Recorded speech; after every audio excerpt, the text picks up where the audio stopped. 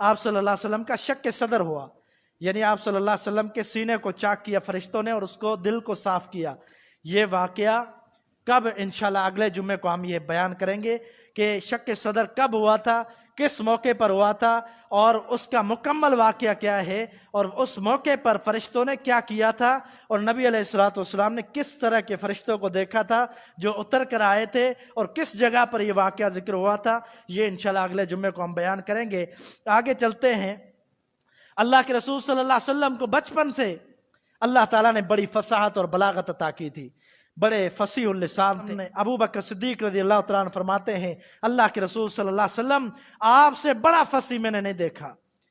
قال اللہ عز وجل فی محکم تنزیلہ وہو اصدق القائلین محمد رسول اللہ والذین معه اشداء علی الکفار رحماء بینہم تراہم رکعا سجدا یبتغون فضلا من اللہ ورضوانا رب اشرح لی صدری ویسر لی امری واحلل عقدۃ من لسانی یفقہوا قولی اللہم انفعنا بما علمتنا وعلمنا ما ينفعنا وزدنا علما سبحانك لا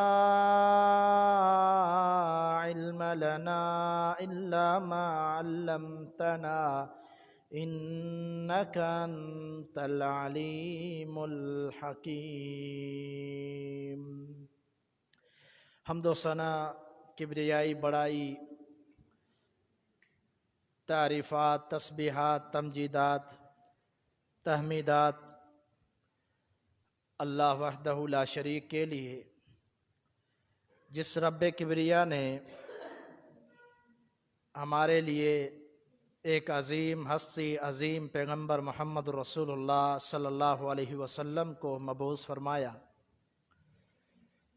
ان گنت لا تعداد درود و سلام سید الکونین، شفیع المذنبین، رحمت للعالمین، ہادی السبل، سید الرسل، امام کائنات محمد رسول اللہ صلی اللہ علیہ وسلم کی ذات اقدس کے لیے۔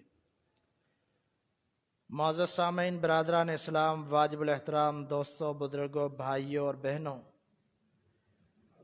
نبی علیہ السلام کی سیرت مصطفیٰ کے نام سے ہم سیرت بیان کر رہے ہیں۔ آج ہمارا اس حوالے سے 15واں خطبہ ہے، اور آپ کی ولادت سے لے کر اب تک چوتھا خطبہ ہے۔ ہم نے پچھلے جمعے کو یہ کہا تھا کہ ہم اگلے جمعے نبی علیہ السلام کی رضاعت کے بارے میں گفتگو کریں گے کہ نبی علیہ السلام کو کن کن خواتین نے دودھ پلایا بچپن میں۔ ام ایمن کا تذکرہ ہم نے پچھلے جمعے کو کیا تھا کہ وہ عظیم خاتون ہے کہ جنہوں نے نبی علیہ السلام کی پرورش میں سیدہ آمنہ کا بڑا ہاتھ بٹایا۔ سیدہ آمنہ کے ساتھ بہت وقت گزارا آپ صلی اللہ علیہ وسلم کے بچپن میں، اور جب بنو سعد سے واپسی نبی صلی اللہ علیہ وسلم کو لایا گیا اس وقت بھی سیدہ آمنہ دنیا کے اندر موجود نہیں تھی، اس وقت موجود تھی لیکن جب وہ دنیا سے چلی گئی سیدہ آمنہ، اس کے بعد بھی ام ایمن نے نبی علیہ السلام کی بڑی خدمت کی، اور ام ایمن کا نام ان میں شمار ہوتا ہے خواتین نے جن خوش نصیب خواتین نے امام کائنات محمد رسول اللہ صلی اللہ علیہ وسلم کو دودھ پلایا۔ تو یہاں ام ایمن کے بعد ہم تذکرہ کرتے ہیں سویبہ، جو سویبہ ابو لہب کی لونڈی تھی، ابو لہب کی خادمہ تھی۔ اس نے بھی نبی علیہ السلام کو دودھ پلایا تھا بچپنے میں۔ اللہ کے رسول صلی اللہ علیہ وسلم کی والدہ ماجدہ کا ہم تذکرہ کر چکے کہ انہوں نے صرف 7 دن دودھ پلایا۔ وجہ بھی ہم نے بیان کی کہ قریش کے اندر مکہ والوں کی یہ طبیعت تھی کہ بچوں کو گاؤں دیہات میں بھیج دیا کرتے تھے تاکہ وہ بچہ اچھی غذا اور آلودگی سے پاک غذا حاصل کرے اور چاق و چوبند ہو، اور وہاں کے جو عربی اصل زبان ہے جو ان کی وہ صحیح معنی میں سیکھ سکے، اس لیے وہ دودھ پلانے کے لیے گاؤں دیہات میں بھیجا کرتے تھے۔ تو سویبہ ابو لہب کی لونڈی تھی، اس کے بارے میں حدیث میں آتا ہے کہ جب نبی علیہ الصلوۃ والسلام کی ولادت ہوئی تو وہ خوشی سے بھاگتی ہوئی جا کر بتلانے لگی ابو لہب کو۔ جب ابو لہب کو بتلایا تو انہوں نے خوشی سے اس اپنی لونڈی کو آزاد کر دیا اور کہا آج کے بعد تو آزاد ہے، تو نے اتنی بڑی خوشخبری سنائی ہے۔ تو پھر یہ آزاد ہو گئی۔ پھر آزاد ہونے کے بعد اس نے نبی علیہ الصلوۃ والسلام کو دودھ بھی پلایا تھا۔ سیدہ ام حبیبہ رضی اللہ تعالی عنہا نبی علیہ الصلوۃ والسلام کے ازواج مطہرات میں سے ہیں، اور یہ سیدنا ابو سفیان بن حارث رضی اللہ تعالیٰ عنہ کی بیٹی ہیں، سیدنا معاویہ رضی اللہ تعالیٰ عنہ کی بہن ہیں۔ یہ سیدہ ام حبیبہ فرماتی ہیں کہ میں نے ایک دن نبی علیہ الصلوۃ والسلام سے کہا اللہ کے رسول آپ میری بہن سے بھی نکاح کر لیں، میری بہن سے بھی نکاح کر لیں۔ دوسری اپنی ان کی بہن تھی، آپ کے سامنے انہوں نے پیشکش رکھی۔ آپ نے فرمایا کہ ام حبیبہ کیا آپ یہ پسند کرو گی کہ آپ کی سوکن آپ کی بہن بنے؟ انہوں نے کہا جی اللہ کے رسول صلی اللہ علیہ وسلم، میں اپنی ہر خوشی کے اندر اپنی بہن کو شامل کرنا چاہتی ہوں، اور میں چاہتی ہوں جو مجھے خوشی حاصل ہوئی، جو مجھے شرف حاصل ہوا، وہ میری بہن کو بھی حاصل ہو۔ لیکن اللہ کے رسول صلی اللہ علیہ وسلم نے منع کر دیا۔ آپ نے فرمایا میرے لیے جائز نہیں ہے، یعنی سیدہ ام حبیبہ کی جو بہن تھی، آپ نے فرمایا ان سے میں نکاح نہیں کر سکتا، اس لیے کہ دو بہنیں نکاح کے اندر رکھنا جائز نہیں ہے۔ جب یہ بات اللہ کے رسول صلی اللہ علیہ وسلم نے کی تو اس نے ایک اعتراض کیا۔ انہوں نے کہا اللہ کے رسول میں نے سنا ہے کہ آپ ام سلمہ کی بیٹی سے شادی کرنے والے ہیں۔ ام سلمہ بھی آپ صلی اللہ علیہ وسلم کی زوجہ تھی، سیدہ ام سلمہ جو ابو سلمہ کی بیوی تھی پہلے، بعد میں جب وہ فوت ہوئے تو نبی علیہ الصلوۃ والسلام نے ام سلمہ سے نکاح کیا۔ اور یہ عظیم خاتون تھی جو فرماتی ہے کہ جب میرا شوہر فوت ہوا، اسلام کی حالت میں شہید ہوا، کسی غزوے میں گیا تھا کسی چھوٹے سریے کے ساتھ، وہاں واپسی جب پہنچے تو زخمی حالت میں تھے، لیکن وہ فوت ہو گئے، جو شہادت کا رتبہ ان کو حاصل ہوا۔ اس کے بعد فرماتی ہے میں نے سوچا کہ اب ابو سلمہ جیسا شوہر مجھے کبھی نہیں ملے گا، اور فرماتی ہے میں نے کہا انا للہ و انا الیہ راجعون۔ یہ کلمات پڑھنے کے بعد میں نے دعا پڑھی کہ اللہ تعالیٰ مجھے اس سے بہتر عطا کرے، وہ دعا جو اللہ کے رسول صلی اللہ علیہ وسلم نے سکھلائی ہے، اللہم اجرنی فی مصیبتی واخلف لی خیرا منہا، اے اللہ میری مصیبت کے وقت میں مجھے اجر دے اور اس سے بہتر عطا کر۔ سیدہ سلمہ فرماتی ہیں ام سلمہ کہ میرے ذہن گمان میں نہیں تھا کہ کیسا ہوگا اب جو بندہ میری زندگی کے اندر آئے گا، کیا ابو سلمہ جیسا ہوگا، ایسا عظیم شخصیت، ایسا نیک شخص۔ فرماتی ہیں کہ میں حیران ہو گئی کہ نبی علیہ الصلوۃ والسلام کا پیغام میرے پاس آیا نکاح کے لیے۔ جواب دے دیا کہ اللہ کے رسول میرے بچے بھی ہیں اور میں بڑی طبیعت کی غصے والی عورت ہوں، ان دو وجوہات کی بنا پر میں نکاح نہیں کرنا چاہتی آپ سے، کیونکہ غصے والی ہوں، کبھی آپ کی گستاخی ہو جائے، مجھے غصہ آ جائے، میں آپ کی گستاخی کر لوں، اور دوسری بات یہ ہے کہ میرے بچے ہیں وہ ان کو نہیں چھوڑ سکتی میں۔ اللہ کے رسول صلی اللہ علیہ وسلم نے فرمایا اے ام سلمہ پریشان نہ ہو، جو آپ کے بچے ہیں نکاح کے بعد وہ میرے بھی بچے ہیں، اور جو آپ غصے والی بات کر رہی ہیں تو میں اللہ سے دعا کروں گا اللہ تعالیٰ آپ کے غصے کو ختم کر دے گا۔ پھر آپ صلی اللہ علیہ وسلم نے سیدہ ام سلمہ سے نکاح کیا۔ اب ام حبیبہ رضی اللہ تعالی عنہا جو آپ صلی اللہ علیہ وسلم کی زوجہ ہے، انہوں نے کہا آپ ام سلمہ کے ابو سلمہ سے جو بیٹی ہے میں نے سنا ہے اس سے آپ شادی کرنے والے ہیں۔ نبی علیہ الصلوۃ والسلام نے فرمایا کہ پہلی بات تو یہ ہے کہ وہ میری بیٹی بن چکی ہے شادی کے بعد جب میں نے ام سلمہ سے شادی کی، لیکن دوسری بات یہ ہے کہ اگر یہ معاملہ نہ بھی ہوتا تو دوسری بات یہ ہے کہ اس کا جو والد ہے اور میں نے اور اس کے والد نے ایک ہی عورت سویبہ کا دودھ پیا ہے، اس لیے اس کا والد جو میرے لیے ایک رضائی بھائی بنتا ہے، اس لیے اس کی بیٹی میرے لیے بھتیجی ہے، اس سے میرا نکاح کسی طور پر بھی جائز نہیں ہے۔ یہاں سے ایک بہت بڑا مسئلہ بھی معلوم ہوتا ہے کہ رضائی جو رشتہ دار ہوتے ہیں ان کے ساتھ بھی وہی معاملہ ہوتا ہے جو خونی رشتوں کا ہوتا ہے۔ اگر کسی نے کسی کو دودھ پلایا ہے بچپنے میں، اب اس کے لیے اس خاندان میں جو اس عورت کا شوہر ہے وہ اس کا والد بن جائے گا، جو اس عورت کی بیٹیاں ہیں وہ اس کی بہنیں بن جائیں گی، جو اس عورت کے بھائی ہیں بیٹے ہیں وہ اس کے بھائی بن جائیں گے، جو اس عورت کی بہن ہے وہ اس کی خالہ بن جائے گی، جو اس عورت کے شوہر کی بہنیں ہیں وہ اس کی پھپھو بن جائیں گی۔ یہ رشتہ قائم ہو جاتا ہے۔ لیکن یہاں پر ایک بات اور بھی ضروری ہے کہ یہ جو رضاعی رشتہ داریاں ہوتی ہیں یہ صرف اس کے ساتھ خاص ہوتی ہیں جس نے دودھ پیا ہے۔ جس نے دودھ پیا ہے اس کے لیے اس ماں کی بیٹیاں اس کے لیے حلال نہیں ہیں، لیکن اس کے بھائی کے لیے حلال ہیں۔ اس کا جو بھائی ہے جس نے دودھ پیا، اس کا بھائی اس کی جو رضاعی ماں تھی اس کی بیٹیوں سے شادی کر سکتا ہے۔ یہ صرف اس کے لیے حرام ہے جس نے دودھ پیا۔ یہ رضاعی رشتہ داریاں ثابت ہوتی ہیں، اور بہت بڑا ایک چیپٹر ہے، یہ باب ہے شریعت کے اندر کہ جس نے دودھ پیا اس کے لیے ماں کی طرف سے ہر رشتہ جو ہوتا ہے اس کے لیے وہ بن جاتا ہے، محرم بن جاتے ہیں رشتہ دار۔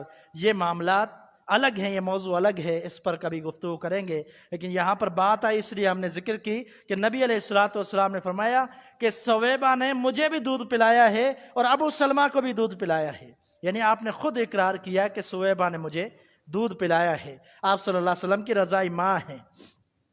اس کے بعد رسول اللہ صلی اللہ علیہ وسلم کو دودھ پلانے والی خواتین میں ذکر کیا جاتا ہے ام فروہ کا، ام فروہ اور ام بردہ جس کا نام تھا خولہ بنت منذر، اور 3 دیگر خواتین کا بھی ذکر کیا جاتا ہے کہ ان 5 خواتین نے بھی اللہ کے رسول صلی اللہ علیہ وسلم کو دودھ پلایا، لیکن یہ روایت درست نہیں ہے، یہ صحیح روایات نہیں ہے جس کی بنا پر ہم نے کہہ سکتے کہ انہوں نے دودھ پلایا۔ کچھ تاریخی روایات میں یہ باتیں نقل ہیں، یہ نام آتے ہیں کہ ام فروہ، ام بردہ اور 3 دوسری خواتین نے پلایا، لیکن اس کا ثبوت صحیح نہیں ملتا۔ اس لیے ہم نے یہ ذکر کیا کہ ام ایمن نے پلایا دودھ، سویبہ نے پلایا۔ اب تیسری عظیم شخصیت اور عظیم خاتون جو حلیمہ سعدیہ رضی اللہ تعالی عنہا ہے، انہوں نے اللہ کے رسول صلی اللہ علیہ وسلم کو دودھ پلایا، اور وہ اپنا واقعہ کچھ نقل کرتی ہیں۔ ابن اسحاق نے اس واقعے کو ذکر کیا ہے جس کو دیگر محدثین نے بھی درست قرار دیا ہے، اور یہ کہا ہے کہ اس کے شواہد اور قوائن اور بھی ملتے ہیں۔ آتے ہیں اس واقعے کی طرف جو حلیمہ سعدیہ رضی اللہ تعالی عنہا نے نبی علیہ السلام کو دودھ پلایا اس کی طرف۔ تاریخ ابن اسحاق رحمہ اللہ لکھتے ہیں کہ حلیمہ سعدیہ رضی اللہ تعالی عنہا بنو سعد قبیلے سے تعلق رکھتی تھی۔ یہ مکہ سے کچھ فاصلے پر بنو سعد قبیلہ تھا، وہاں سے ان کا تعلق تھا۔ اب کیا معاملہ پیش آیا؟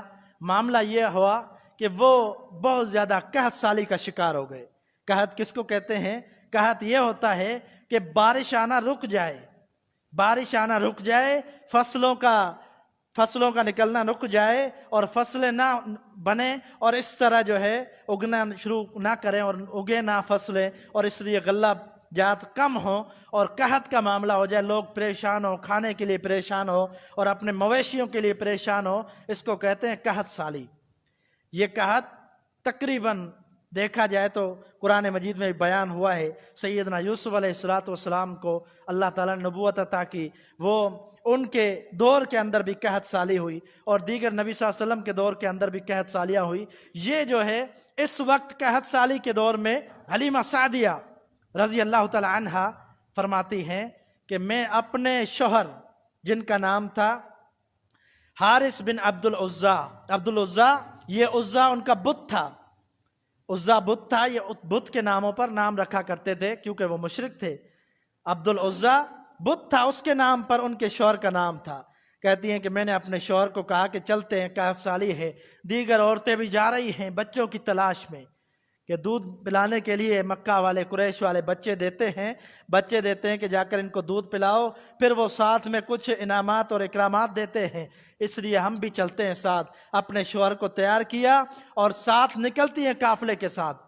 فرماتی ہیں کہ میرے ایک گدھی تھی جو سفید رنگ کی، وہ انتہائی کمزور ہو چکی تھی، لاغر ہو چکی تھی، کھانے پینے نہ ہونے کی وجہ سے، گھاس بھوس کم ہونے کی وجہ سے کمزور ہو چکی تھی۔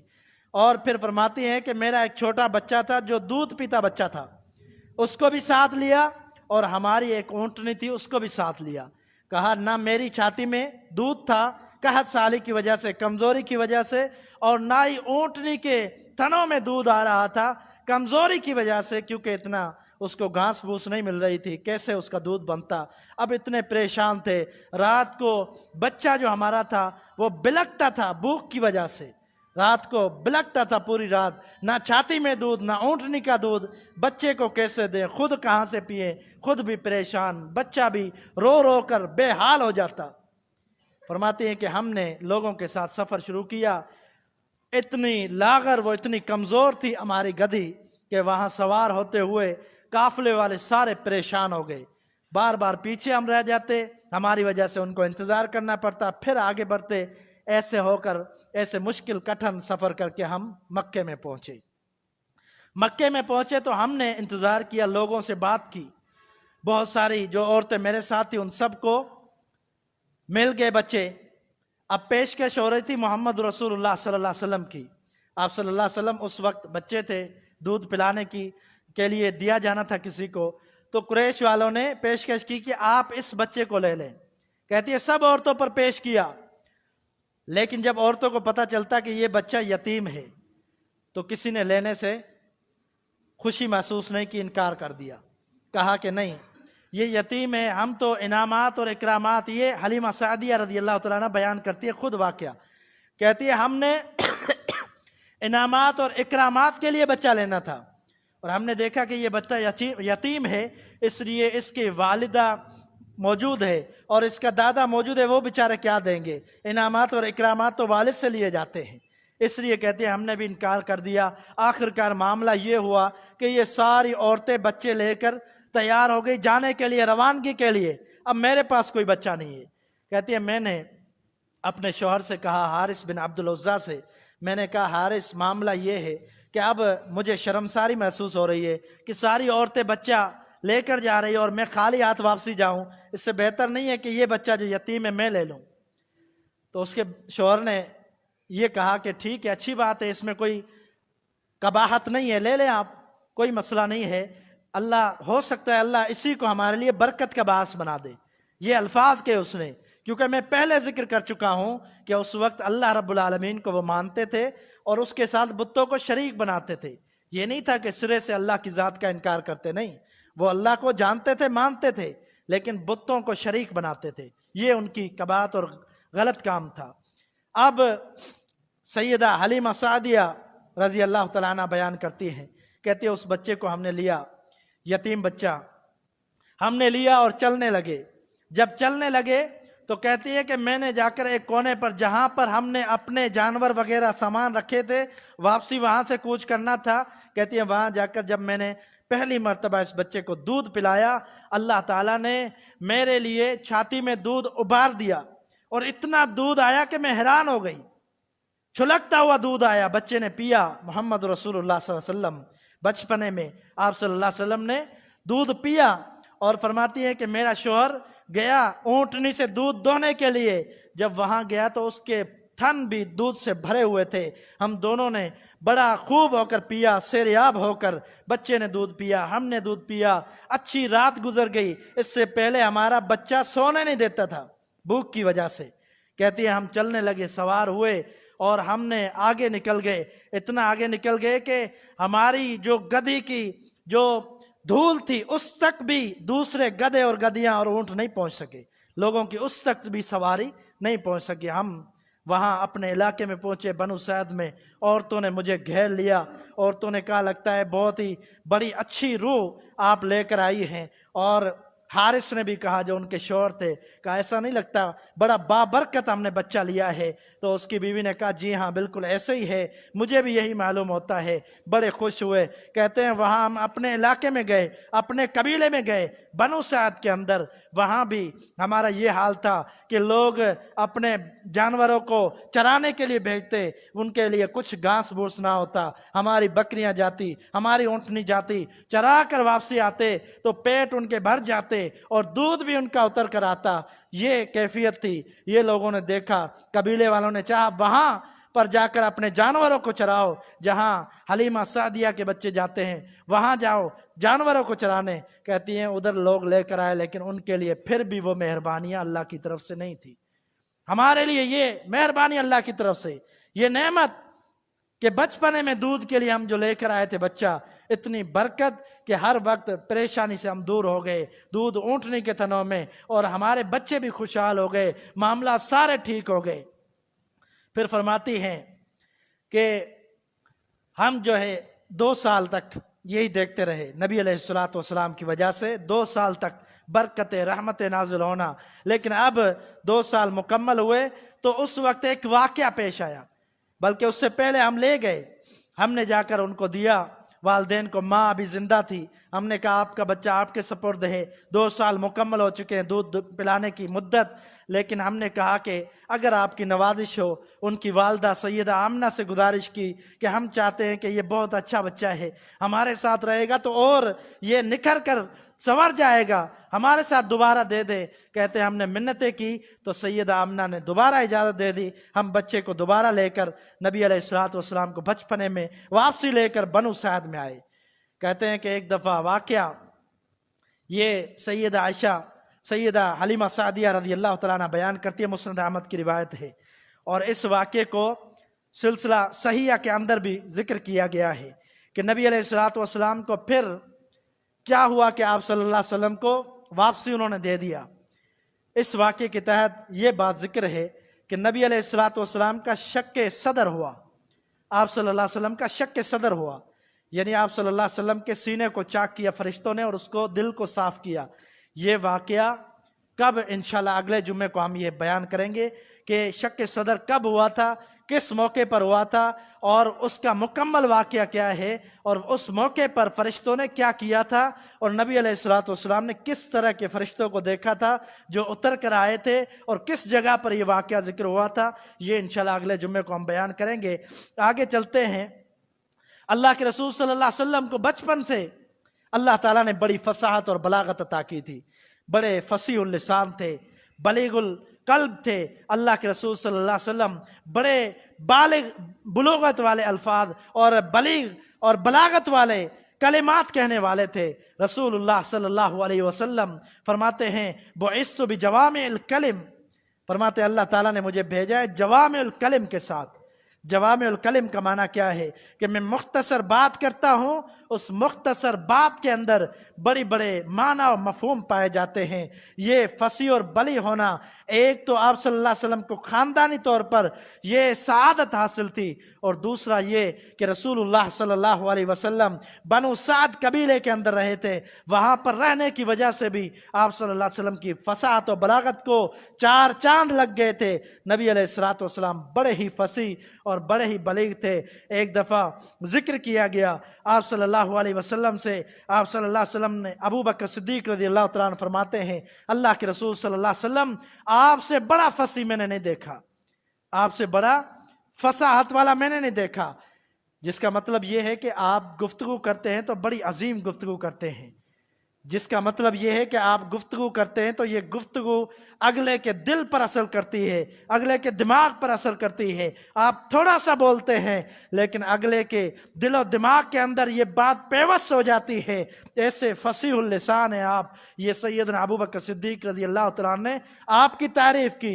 नबी अलैहिस्सलातु वस्सलाम ने फरमाया, वमा यमनउनी व अना मिन कुरैश व अर्ज़अतु फी बनी सअद, कहा कि ए अबू बकर, ये बात बईद नहीं है इसलिए कि मैं कुरैश से हूँ, क्योंकि मेरा ताल्लुक कुरैश से है, और कुरैश की फसीहुल लिसानी होना ये पहले ही मशहूर थी, बड़े फसीह व बलीग थे, और ये पहले ही उनके अंदर बात मशहूर थी। आपने फरमाया मैं एक तो कुरैशी हूँ, और दूसरी बात यह है कि बनु साद में मैंने दूध पिया है, उस कबीले के अंदर मैंने दूध पिया है, इसीलिए मैं फसीहुल लिसान हूँ। एक अल्लाह की तरफ से भी बुइस्तु बिजवामिल कलिम, ये हदीस है कि अल्लाह ने मुझे जवामिल कलिम अता किए हैं।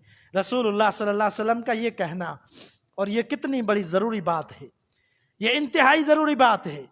एक नबी का फसीह होना, बलीग होना बहुत ज़रूरी है, क्योंकि पूरी कौम को उन्होंने नसीहत करनी, अल्लाह का पैगाम पहुंचाना है, तो ज़रूरी है कि उनकी बात लोगों को समझ में आए। सैयदना मूसा कलीमुल्लाह अलैहिस्सलातु वस्सलाम जब फ़िरौन को दावत पेश करते हैं, लोगों को दावत पेश करते हैं, और लोग उनकी तरफ मायल होने लगते हैं, تو گستاخی کرتا ہے فرعون۔ سورۃ زخرف میں اللہ رب العالمین نے فرمایا ام انا خیر من ھذا الذی ھوا مہین ولا یکاد یبین، کہا فرعون نے کیا تم اس کی طرف جاتے ہو جو ایک کمزور ہے اور ایسا شخص ہے کہ جس کی بات بھی کوئی نہیں سمجھ سکتا، جس کی بات بھی کوئی سمجھ نہیں سکتا، اور یہ بڑا کمزور اور بڑا جو ہے کہ اس کی اہمیت نہیں ہے، کوئی معاشرے کے اندر اس کی وقعت نہیں ہے، اور ساتھ میں اس کی بات بھی کوئی نہیں سمجھتا، کیونکہ بچپن میں جو ایک انگارہ کھایا تھا اس کی وجہ سے زبان میں لکنت پیدا ہو گئی تھی۔ اور اللہ تعالیٰ نے قرآن مجید میں اس کا تذکرہ کیا، اور اللہ نے فرمایا سیدنا موسیٰ ایک دعا کیا کرتے تھے۔ کون سی دعا؟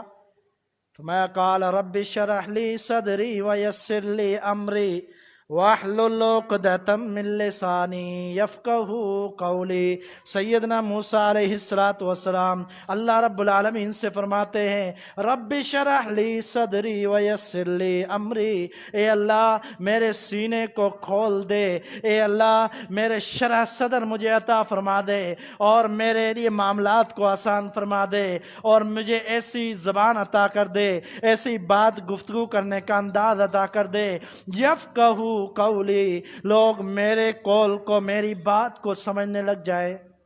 سیدنا موسیٰ کلیم اللہ نے یہ اللہ سے دعا کی تھی شرح لسن فصیح اللسان ہونے کے لیے، تاکہ فصاحت مجھے حاصل ہو، بلاغت حاصل ہو، اور ساتھ میں یہ بھی دعا کی تھی اے اللہ میرے لیے ہارون کو میرا ساتھی بنا دے، جو میرا بھائی ہے، نبوت میں میرا شریک بنا دے، تاکہ یہ ہارون میرا ساتھی بنے، اس کی زبان صحیح ہے، اس کو لکنت نہیں ہے، میرا ساتھی بنے گا، میرے ساتھ دین کا کام کرے گا۔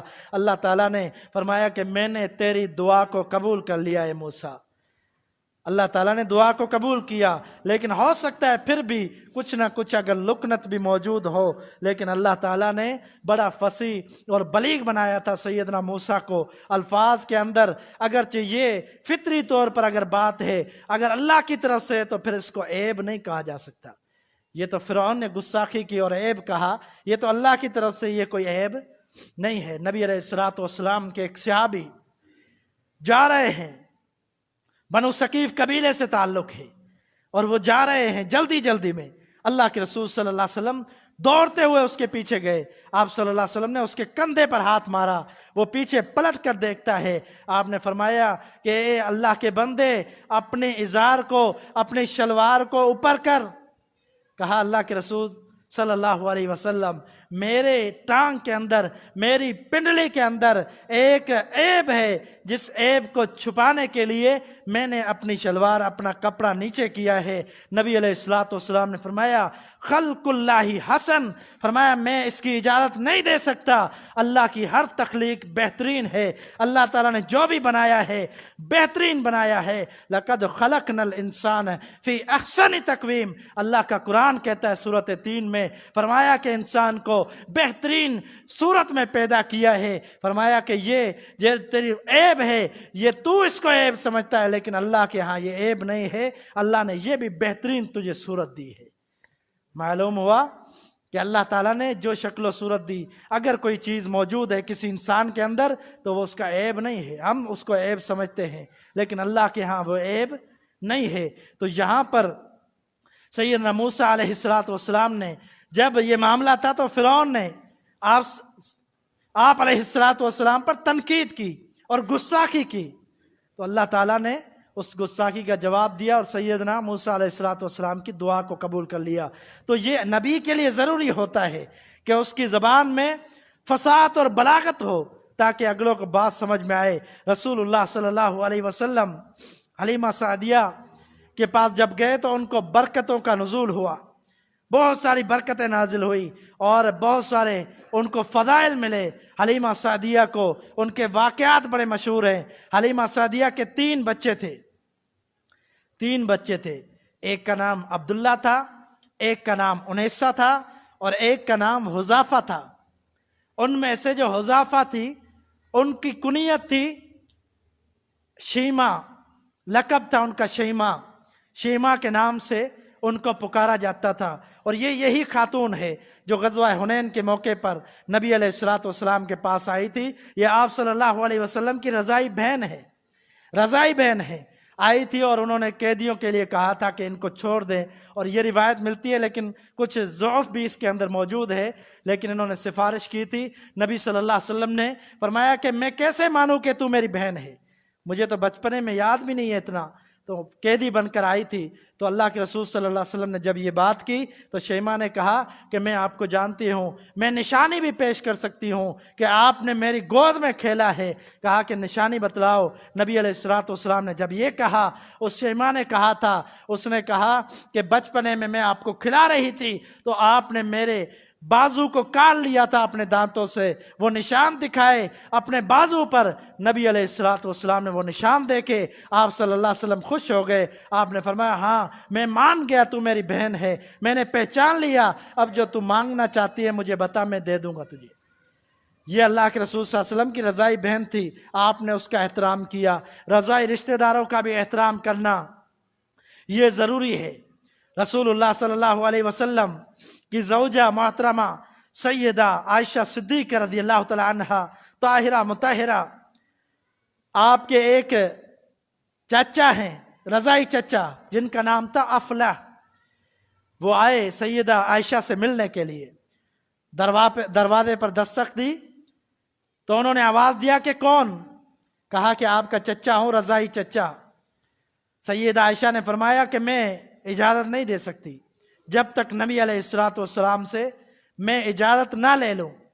آپ صلی اللہ علیہ وسلم نے جب ملاقات ہوئی کہا کہ میرے چچا آئے تھے لیکن میں نے ان کو اجازت نہیں دی۔ آپ نے فرمایا انہو عمک فاذنی لہ، کہا وہ تو آپ کے چچا ہیں، رضائی چچا ہیں، جن کی زوجہ کا آپ نے دودھ پیا ہے، جن کی زوجہ کا، جن کی بیوی کا آپ نے دودھ پیا ہے، ان کے شوہر اور افلح دونوں بھائی ہیں، وہ آپ کا چاچو لگتا ہے، آپ نے اس کو کیوں نہیں بٹھایا؟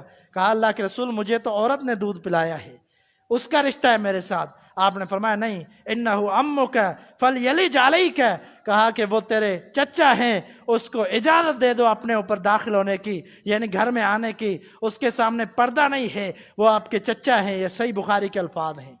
نبی علیہ الصلوۃ والسلام نے فرمایا کہ وہ دودھ پلانے والی عورت ہے، جس کا دودھ پیا اس کے شوہر کا بھائی، اس کا بھی احترام کرنا ہے۔ روایات کے اندر آتا ہے کہ رسول اللہ صلی اللہ علیہ وسلم کی ایک دودھ پلانے والی خاتون آئی، اللہ کے رسول صلی اللہ علیہ وسلم نے اپنی چادر مبارک، نبوت والی چادر ان کے لیے بچھا دی کہ آپ بیٹھیں، یہ میری ماں ہیں، انہوں نے مجھے دودھ پلایا ہے۔ روایات کے اندر آتا ہے کہ ایک دفعہ نبی علیہ الصلوۃ والسلام کے پاس حارث بن عبد العزیٰ جو حلیمہ سعدیہ کے شوہر تھے وہ آئے، اور حلیمہ سعدیہ آئی، نبی صلی اللہ علیہ وسلم نے چادر کا ایک کونا ان کے لیے بچھا دیا، پھر ان کے والد آئے، ان کے شوہر آئے، ان کے لیے ایک چادر کا کونا بچھا دیا، دونوں بیٹھ گئے۔ جب ان کا بیٹا آیا تو آپ صلی اللہ علیہ وسلم خود اٹھ گئے اور ان کے بیٹے کو جگہ دی، وہ تینوں اس چادر پر بیٹھے، نبی صلی اللہ علیہ وسلم خود اٹھ گئے۔ یعنی آپ صلی اللہ علیہ وسلم نے رضائی رشتہ داروں کا بڑا احترام کیا، اسی لیے ان کا رضائی جو رشتہ دار ہیں ان کا تعلق ایک نسب ہی جڑ جاتا ہے۔ جس نے دودھ پیا اس کی ماں کی طرح ہو جاتی ہے جس نے دودھ پلایا، اور جو اس کا شوہر ہے وہ والد کہلاتا ہے، اس کے بھائی کہلاتے ہیں، اس کے بیٹے اس کے بھائی کہلاتے ہیں، اور اس کی بچیاں اس کی بہنیں کہلاتی ہے جس نے دودھ پیا۔ تو اس طرح معاملہ نبی علیہ الصلوۃ والسلام کو ابو کبشہ بھی کہا جاتا تھا، نبی علیہ الصلوۃ والسلام کو ابو کبشہ بھی کہا جاتا تھا۔ ابو کبشہ کون تھے؟ جب ابو سفیان رضی اللہ تعالی عنہ ہرقل کی دربار میں ہے، ان سے مکالمہ ہو رہا ہے، ہرقل سوالات پہ سوالات پوچھتا ہے، کہتا ہے بتلاؤ ذرا کہ آپ کے جو پیغمبر آئے ہیں ان کا نسب کیسا ہے، ان کا حسب کیسا ہے۔ ان نبی علیہ الصلوۃ والسلام کے بارے میں سوالات کرتے ہیں، بہت سارے سوالات کیے۔ جب سوالات کرنے کے بعد آخر میں جانے کی باری آئی تو اس نے کیا کہا؟ ہرقل نے الفاظ کہا لقد امر عمرو بن ابی کبشۃ انہ یخافہ ملک بنی اصفر۔ یہ صحیح بخاری کے الفاظ ہیں۔ کہا کہ اس کا معاملہ تو بہت بڑھ گیا۔ ہرقل نے کہا، جو بادشاہ تھا اس نے کہا اس کا معاملہ تو بہت بڑھ گیا، بنی الاصفر جو بادشاہ رومیوں کے وہ بھی اس سے ڈرنے لگ گئے. یہ ابو سفیان نے کہا. ابو سفیان نے نبی علیہ الصلوۃ والسلام نے فرمایا، اس کے بارے میں کہا کہ ابو کبشہ. یہ ابو کبشہ کون تھے؟ حالانکہ نبی علیہ الصلوۃ والسلام کو اس طرح کہنا ابن ابی کبشہ، ابو کبشہ کے بیٹے کہنا، اس کی وجہ کیا تھی؟ ابو کبشہ کے بارے میں بہت سارے اقوال ہیں، اس میں اختلاف ہے. میں آپ کے سامنے مختصراً 5 باتیں ذکر کرتا ہوں. ابو کبشہ اجداد میں تھے، نبی صلی اللہ علیہ وسلم کے دادا تھے، اور ان کے دادا ان میں سے کوئی ابو کبشہ تھے، ان کی طرف نسبت کی. عرب کا یہ دستور تھا کہ کسی کی توہین کرنی ہو، کیونکہ اس وقت نبی صلی اللہ علیہ وسلم کے بہت سارے دشمن تھے، جب کسی کی توہین کرتے تھے تو ایسے دادا کے ساتھ نسبت جوڑتے تھے جن کو کوئی جانتا نہیں تھا، جن کو مشہوریت شہرت جس کی نہیں ہوتی تھی اس کے ساتھ جوڑ دیتے تھے. تو اس لیے ابن ابی کبشہ کہا کرتے تھے. نبی صلی اللہ علیہ وسلم کے نانا وہب کے نانا کی کنیت یہ بھی کہا جاتا ہے. آمنہ کے جو والد تھے، جو نبی صلی اللہ علیہ وسلم کے نانا تھے، ان کے نانا کی کنیت تھی ابو کبشہ. یہ بھی کہا جاتا ہے عبد المطلب کے نانا کی کنیت تھی ابو کبشہ. یہ بھی کہا جاتا ہے نبی صلی اللہ علیہ وسلم کے والد اور والدہ تھے، اور ان کے اجداد میں سے بہت سارے لوگوں کی کنیت تھی ابو کبشہ. اور 5واں قول امام ابن قتیبہ کا ہے. دارقطنی رحمہ اللہ بھی فرماتے وجس بن عامر بن غالب الخزائی شخص تھا جس نے بتوں کی عبادت کرنا چھوڑ دی تھی. بتوں کی عبادت کرنا چھوڑ دی تھی اور وہ ستاروں کی عبادت کرنے لگ گیا تھا. قریش والے اس کو بھی کافر سمجھتے تھے اور اس کو کہتے تھے ابو کبشہ، اور اس کی کنیت بھی ابو کبشہ تھی. نبی صلی اللہ علیہ وسلم کو اس کے ساتھ جوڑنے کے لیے یہ گستاخی کیا کرتے تھے اور ابو کبشہ کہا کرتے تھے، ابن ابی کبشہ. اور آخری قول جو بہتر بھی ہے وہ یہ ہے کہ نبی علیہ الصلوۃ والسلام کے رضائی والد جو حارث بن عبد العزیٰ، جو حلیمہ سعدیہ کے شوہر تھے، وہ اور حلیمہ سعدیہ وہ مسلمان ہو گئے تھے، اور ان کی ایک بیٹی کا نام کبشہ تھا، اور انہی کی کنیت تھی ابو کبشہ. اس لیے نبی صلی اللہ علیہ وسلم کو اس کی طرف نسبت کی جاتی تھی کہ آپ صلی اللہ علیہ وسلم ابو کبشہ کے بیٹے ہیں، یعنی بنو سعد سے ان کا تعلق تھا، اس کی طرف نسبت کی جاتی تھی. یہ فتح الباری میں ہے. یہ قول بہتر اور درست ہے. تو معلوم ہوا کہ سیدہ حلیمہ سعدیہ رضی اللہ تعالی عنہ یہ بعد میں مسلمان ہو گئی تھی، ان کا شوہر بھی مسلمان ہو گیا تھا. اور روایت کے اندر آتا ہے کہ 2 مرتبہ وہ دودھ پلانے کے بعد میں 2 مرتبہ آئی تھی. ایک دفعہ آئی تو نبی علیہ الصلوۃ والسلام نے ان کی درخواست قبول کی. انہوں نے کیا کہا؟ انہوں نے آ کر کہا کہ ہمارے ہاں بڑا قحط ہے، ہم بڑے پریشان ہیں. تو نبی علیہ الصلوۃ والسلام نے سیدہ خدیجہ رضی اللہ تعالیٰ عنہا کو کہا تھا ان کے تعاون کرنے کے لیے. تو اللہ کے رسول صلی اللہ علیہ وسلم کی بات مانتے ہوئے سیدہ خدیجہ نے 1 اونٹنی یا اونٹ اور 40 بکریاں دی تھی تعاون کرتے ہوئے حلیمہ سعدیہ کے ساتھ، اور وہ لے گئی. دوسری روایت یہ ملتی ہے کہ وہ بعد میں آئی تھی جب نبی صلی اللہ علیہ وسلم کو نبوت مل چکی تھی. اس کے بعد آ کر وہ مسلمان ہوئی، ان کا شوہر بھی مسلمان ہو گیا تھا، تو یہ مسلمان ہو گئے تھے. تو معلوم ہوا کہ اللہ کے رسول صلی اللہ علیہ وسلم کی رضاعت کے لیے جو نام ذکر کیے گئے ان میں سے جو صحیح تھے وہ بھی میں نے آپ کے سامنے رکھ دیے، اور جن کے بارے میں روایات ضعیف ہیں وہ بھی میں نے آپ کے سامنے رکھ دی. اور آخر میں یہ بھی بات ہو گئی کہ نبی علیہ الصلوۃ والسلام نے اپنی رضائی رشتہ داروں کا بڑا خیال کیا، بڑا احترام کیا. تو ہمیں بھی رضائی رشتہ داروں کا احترام کرنا چاہیے. نبی علیہ الصلوۃ والسلام کا یتیم پیدا ہونا، آپ صلی اللہ علیہ وسلم کی پرورش میں لینا، حلیمہ سعدیہ کا یہ اللہ کی طرف سے ایک بہت بڑا ایک معجزہ تھا. کوئی لے نہیں رہا تھا، انہوں نے لے دیا، تو اللہ نے لکھ لیا تھا کہ انہوں نے ہی لینا ہے اور انہوں نے ہی پرورش کرنی ہے. اللہ کے رسول صلی اللہ علیہ وسلم نے فرمایا کہ اللہ کی قسمت پر، اللہ کی تقدیر پر راضی ہو جاؤ، تم دنیا کے اندر سب سے بڑے غنی بن جاؤ گے. اللہ نے جو قسمت رکھی ہے، اللہ نے جو تقدیر رکھی ہے، اس پر راضی رہو. اللہ رب العالمین سے دعا ہے کہ رب العالمین صحیح معنی میں سیرت مصطفیٰ سمجھنے اور اس کے مطابق زندگی بسر کرنے کی توفیق عطا فرمائے. وآخر دعوانا ان الحمد للہ رب العالمین.